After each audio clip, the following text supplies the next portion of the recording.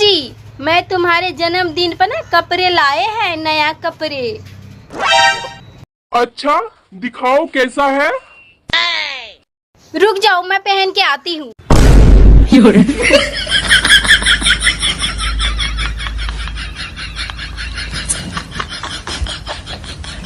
मैं तुमसे बात नहीं करती, जाओ, मैं तुम्हें तलाक देती हूँ।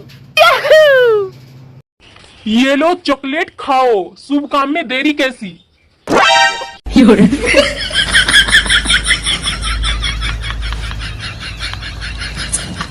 अरे हे भगवान, हमार ते करम फूट गईल, जे ई पुतो बन के आइल हमार। हमरो किस्मत फूटले रे, जे तोरा जैसन ग्रासनी सास मिलल। अरे जो रे, अगर ई खेला जे हम जानले रहती ना तो हम अपना बेटा के बराते रोक लेती। अरे बुढ़िया, अगर ई खेला हमू जानने रहती ना तो हम तेरा बेटा के बराती वापस कर देती।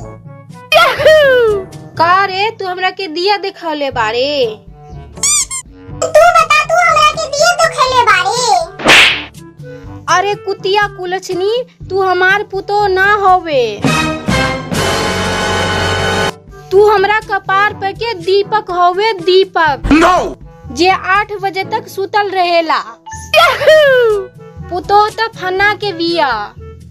अरे वो लक्ष्मी हिया, भोरे उठ के सारा काम धंधा करके नहा धो के पूजा पाठ करेले।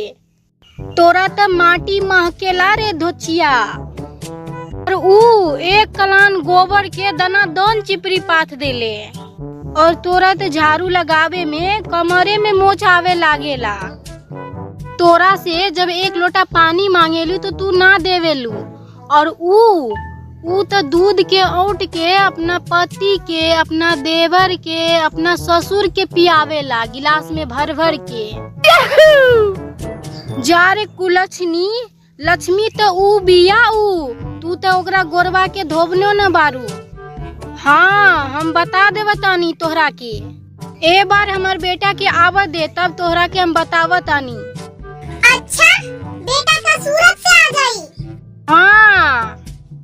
अरे बुढ़िया, अगर हम बाउल बानी तो काहे बारू हमरा पास? जो इस लक्ष्मी के पास काहे ले बारू हम डाले? जो रुक हम तोरा के बतावत तनी, रुक। अरे बाप रे, भागद हमरा के, न तो हमरा के मार दी कुलछनी, मार दी।